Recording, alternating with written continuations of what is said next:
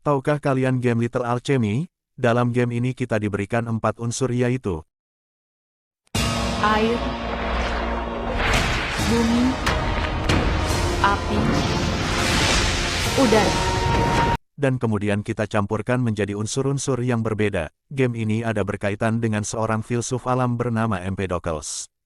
Empedocles dianggap sebagai fisikawan materialis, teolog mistik, tabib, politisi dan dukun karena pengetahuan dan kemampuan yang luar biasa dalam menyembuhkan berbagai penyakit dan dikabarkan dapat mengontrol cuaca.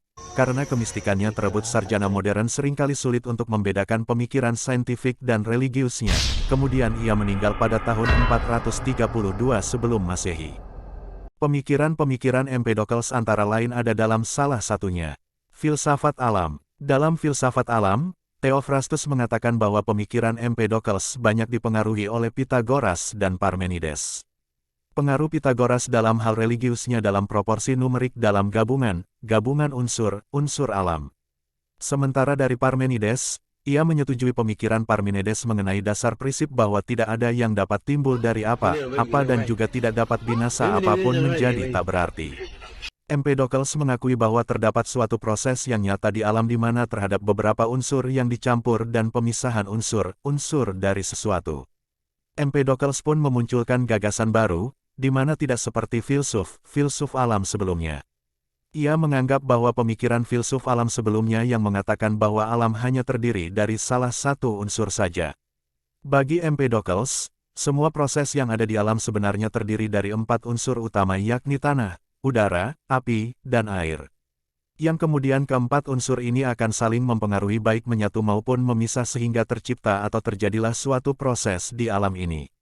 Empedocles menegaskan bahwa seseorang akan sesat secara sistematis dalam hal linguistik apabila mengatakan proses alami itu berasal dari kelahiran dan kematian karena realitanya hanya ada percampuran, pemisahan dan percampuran kembali unsur utama tersebut. Nampaknya ia sedikit membedakan unsur menjadi 2 yakni unsur primer dan unsur sekunder walaupun tidak bisa dikatakan secara tegas bahwa memang benar Empedocles memisahkannya. Ia menetapkan kualitas yang terdapat pada unsur primer ke dalam unsur sekunder seperti kualitas kelembapan, panas, dingin, warna yang kemudian Empedocles menganalogikan penciptaan sesuatu atau senyawa itu seperti pelukis yang berusaha mencampur berbagai warna untuk menghasilkan suatu karya. Karena aku capek ngedit guys, jadi editannya yang simple aja ya. Kosmologi. Dari dasar pemikiran keempat unsur utama beserta kualitas unsur tersebutlah Empedocles mengembangkan teori kosmologinya menjadi lebih luas lagi. Menurut seluruh alam semesta berasal dari keempat unsur tersebut yang kemudian berinteraksi di bawah pengaruh 2 kekuatan kosmik yakni kekuatan cinta dan kekuatan perselisihan. 2 kekuatan kosmik inilah yang saling menarik dan saling bertolak belakang sehingga menimbulkan terjadinya interaksi antar unsur.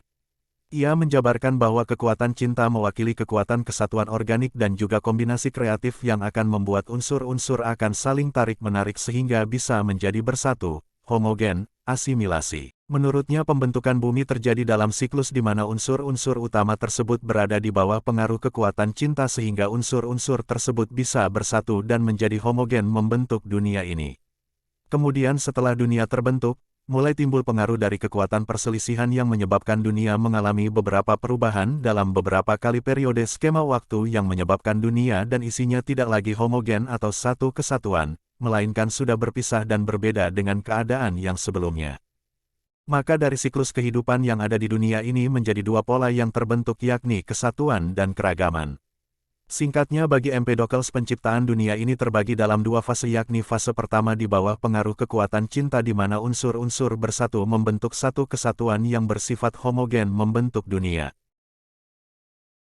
Kemudian pada fase kedua kekuatan perselihan mempengaruhi objek homogen yang telah tercipta sebelumnya untuk memisahkan unsur-unsur yang kemudian menciptakan berbagai keragaman hal yang ada di dunia ini. Selain itu ia juga memberikan gambaran mengenai langit, fenomena yang ada di bumi dan laut bahkan atmosfer. Zoologi dan botani. Dalam ilmu zoologi dan botani, Empedocles melihat terdapat kesamaan prinsip antara hewan dan juga tanaman di mana terdapat prinsip-prinsip cinta dan perselisihan yang bermain di sana.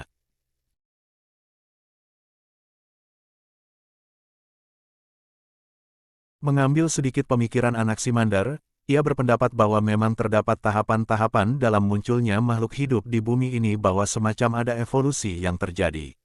Fisiologi dan psikologi. Empedocles juga menunjukkan minatnya dalam bidang embriologi dan fisiologi, di mana ia menjelaskan mengenai struktur mata dan proses menggunakan analogi lentera dan pipa air yang dapat mempertahankan atau melepaskan cairan menggunakan tekanan udara.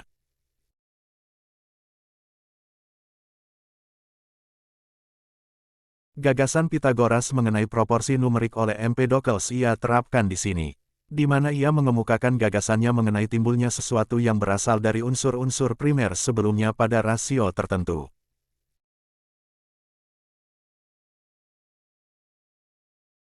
Ia mencontohkan tulang yang berasal dari unsur tanah, air, dan api dengan rasio unsur 2:4 sehingga menciptakan tulang. Sementara dalam bidang psikologi, terlihat pemikiran Empedocles lebih cenderung kepada panpsikisme radikal, di mana ia berpendapat bahwa setiap materi atau objek itu memiliki mental atau sudut pandangnya masing-masing. Ia berpendapat bahwa setiap sesuatu atau materi-materi ini diberkahi untuk memiliki semacam pikiran dan sensasi, di mana pengetahuan itu sendiri diperlakukan materi seperti halnya fisik yang harus mematuhi hukum kombinasi, daya tarik dan juga tolakan. Teologi. Dalam pandangan Empedocles bahwa tidak terdapat kontradiksi antara pandangan saintifiknya dan pandangan keagamaannya. Ia berpendapat bahwa dirinya adalah seorang daimon, atau seorang setengah ilahi yang telah lama dianugerahi, akan tetapi ia sebelumnya telah melakukan dosa karena memakan daging hewan dan kanibalisme yang mengakibatkan terjadinya pertumpahan darah, sehingga ia kemudian dihukum dan dikeluarkan dari kumpulan para dewa abadi. Selama masa pembuangan tersebut, ia harus menebus dosanya yang banyak tersebut sampai-sampai ia harus berulang kali bereinkarnasi ke dalam semua bentuk kehidupan yang berbeda dari tatanan alam yang berbeda, seperti pernah menjadi seekor burung, rumput, wanita. Hingga pada akhirnya ia telah dimurnikan dari dosanya sehingga ia menjadi dewa yang abadi. Singkatnya, ia percaya bahwa manusia akan bereinkarnasi menjadi berbagai hal di dunia ini untuk menebus dosanya sehingga ia bisa menjadi seorang dewa yang abadi.